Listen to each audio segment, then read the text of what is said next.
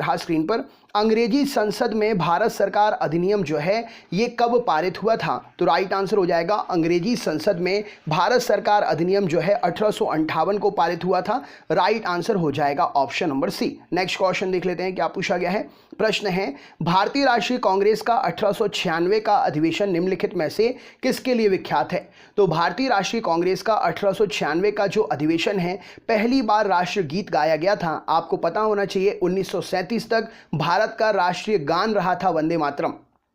भारत का राष्ट्रीय गान था, पहली बार जो है वंदे मातरम को गाया गया था।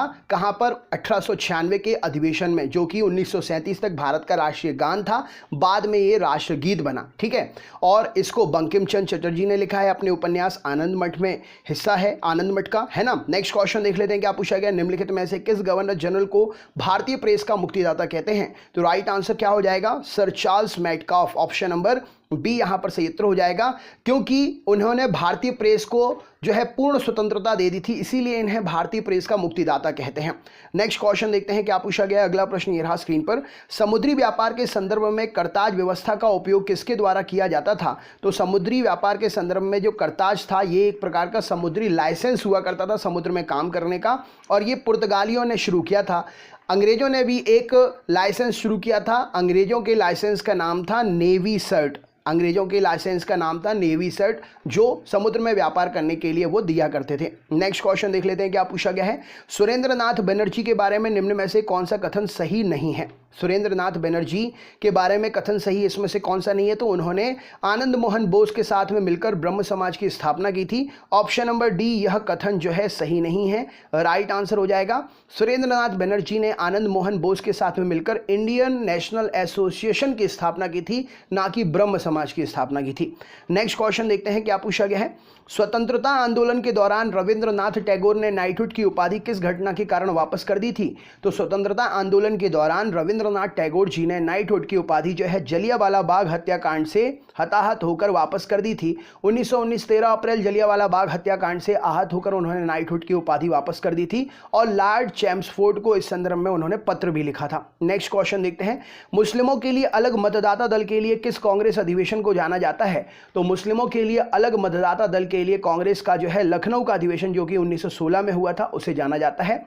इस अधिवेशन में कांग्रेस जो है दो धड़ों में, गर्म दल और नर्म दल में, इन दोनों को एक ही मंच पे वार्ता करने के लिए लाया गया था, और जो ये अधिवेशन हुआ था इसमें अंबिका प्रसाद मजूमदार जो है इस अधिवेशन में कांग्रेस के अध्यक्ष थे। नेक्स्ट क्वेश्चन देख लेते हैं क्या पूछा गया। अगला प्रश्न, भारत में पहली यूरोपीय बस्ती किस स्थान पर स्थापित की गई थी? तो भारत की पहली यूरोपीय बस्ती जो है कोच्चि में स्थापित हुई थी। केरल के एर्नाकुलम जिले के कोच्चि में भारत की पहली यूरोपीय बस्ती थी। जल से घिरा हुआ एक स्थान है, कोच्चि के दक्षिण पश्चिम में ये स्थान स्थित है, जहां पर ये यूरोपीय बस्ती थी। नेक्स्ट क्वेश्चन देख लेते हैं क्या पूछा गया है। निम्नलिखित में से किस राज्य ने अंग्रेजों को मुक्त व्यापार के लिए सुनहरा फरमान जारी कर दिया था? तो राइट आंसर क्या हो जाएगा? गोलकुंडा ने। 1632 में अंग्रेजों को गोलकुंडा नामक स्थान पर मुक्त व्यापार करने का सुनहरा फरमान मिला था, और 500 पगोड़ा इसका प्रतिवर्ष किराया था। 500 पगोड़ा कोई बड़ी बात नहीं थी, ये एक सुनहरा फरमान ही था मुक्त व्यापार का। नेक्स्ट क्वेश्चन देखते हैं क्या पूछा गया है। सलवाई की संधि किस युद्ध से संबंधित है? राइट आंसर क्या हो जाएगा? तो सलवाई की संधि जो है प्रथम आंग्ल मराठा युद्ध से संबंधित है। ऑप्शन नंबर बी इस प्रश्न के लिए सही उत्तर हो जाएगा। इस संधि पर मराठा साम्राज्य के प्रतिनिधियों और ब्रिटिश ईस्ट इंडिया कंपनी के प्रतिनिधियों द्वारा हस्ताक्षर किए गए थे, और अंग्रेजों ने सल, सेत और ब्रोच पर अपना नियंत्रण कायम रखा था युद्ध में संधि के बाद। नेक्स्ट क्वेश्चन देखते हैं क्या पूछा गया है। बक्सर की लड़ाई ईस्ट इंडिया कंपनी द्वारा किसके साथ में लड़ी गई थी? तो बक्सर की लड़ाई जो है ईस्ट इंडिया कंपनी के द्वारा Mir Qasim, option number A इस प्रश्न के लिए, मीर कासिम के साथ में लड़ी गई थी। अवध के नवाब मुगल सम्राट शाह आलम द्वितीय की संयुक्त सेनाओं के बीच लड़ी गई थी, और इसमें बंगाल के nawab, Mir Qasim, East India Company, ये सभी थे। इस लड़ाई में अंग्रेजों का नेतृत्व हेक्टर मुनरो ने किया था, और 1764 में ये लड़ाई हुई थी 22 अक्टूबर को। नेक्स्ट क्वेश्चन देख लेते हैं क्या पूछा गया है। निम्नलिखित में से भारतीय शिक्षा का मैग्ना कार्टा किसे कहा जाता है? तो भारतीय शिक्षा का मैग्ना कार्टा जो है वुड्स डिस्पैच को कहते हैं। इस डिस्पैच में यह था कि प्राथमिक विद्यालय में मातृभाषा में पढ़ाई होनी चाहिए, उच्च विद्यालयों में अंग्रेजी शिक्षा भी होनी चाहिए, और शिक्षा के लिए इन्होंने काम किया, इसीलिए वुड्स डिस्पैच के नाम से भारतीय शिक्षा का मैग्ना कार्टा जाना जाता है। और ये सब इन्होंने 1854 में डलहौजी को एक पत्र भेजकर कहा था। नेक्स्ट क्वेश्चन देखते हैं क्या पूछा गया है। वर्नाकुलर प्रेस अधिनियम और शस्त्र अधिनियम किस वायसराय के द्वारा पारित किया गया था? तो वर्नाकुलर प्रेस अधिनियम और शस्त्र अधिनियम जो है लॉर्ड लिट्टन के द्वारा, ऑप्शन नंबर ए इस प्रश्न के लिए सही उत्तर हो जाएगा। और ये जो है 1876 से 78 के अकाल को सही ढंग से ना संभाल पाने के कारण लॉर्ड लिट्टन की आलोचना भी हुई थी और वर्नाकुलर प्रेस अधिनियम और शस्त्र अधिनियम 1878 में इसने पारित किया था। नेक्स्ट क्वेश्चन देखते हैं क्या पूछा गया। अगला प्रश्न ये रहा स्क्रीन पर। निम्नलिखित में से किस वायसराय की हत्या उसके कार्यकाल के दौरान ही हो गई थी? तो वायसराय का नाम था लॉर्ड मेयो और इसकी हत्या कैसे हुई थी? 1872 में ये अंडमान द्वीप पर गया था पोर्ट ब्लेयर में निरीक्षण करने के लिए, वहां पर एक पठान ने इसकी हत्या कर दी। राइट आंसर हो जाएगा कार्यकाल के दौरान वायसराय एक ही था, लॉर्ड मेयो, जिसकी हत्या हो गई। नेक्स्ट क्वेश्चन देखते हैं क्या पूछा गया है। लॉर्ड रिपन ने हंटर आयोग का गठन किसके लिए किया था? तो लॉर्ड रिपन ने हंटर आयोग जो बनाया था ये शिक्षा में सुधार के लिए था। ऑप्शन नंबर बी यहां पर सही उत्तर हो जाएगा, भारत में शिक्षा के सुधार के लिए। 1882 में क्या हुआ? सर विलियम हंटर की अध्यक्षता में शिक्षा आयोग का गठन हुआ। विलियम हंटर वायसराय की कार्यकारी परिषद के सदस्य थे। इनने आयोग से बोला कि भारत में शिक्षा सुधार के लिए प्रारंभिक शिक्षा और उच्च शिक्षा में सुधार करना चाहिए। तो इन्होंने कुछ सुझाव दिए और उस सुझाव से जो है सब लोग एक प्रकार से इंप्रेस हुए और फिर इस आयोग का गठन हुआ भारत में शिक्षा सुधार के लिए। नेक्स्ट क्वेश्चन देख लेते हैं क्या पूछा गया है।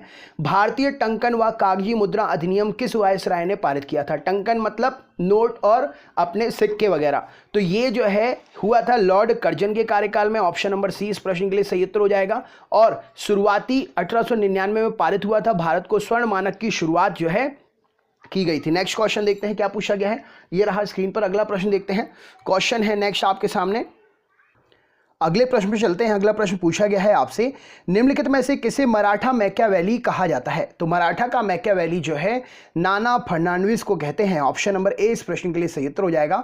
सुप्रसिद्ध कूटनीतिज्ञ, प्रभावशाली मंत्रियों को एक प्रकार से इनके राज्य में इन्होंने जो है हैंडल किया, इसीलिए इन्हें जो है मराठा का मैकियावेली कहा जाता है। मैकियावेली एक्चुअली जो है इटली कूटनीतिज्ञ थे। निकोलो कॉन्टी या निकोलो मैकियावेली के आधार पर नाम जो है उनके नाम पर आधारित ये नाम है।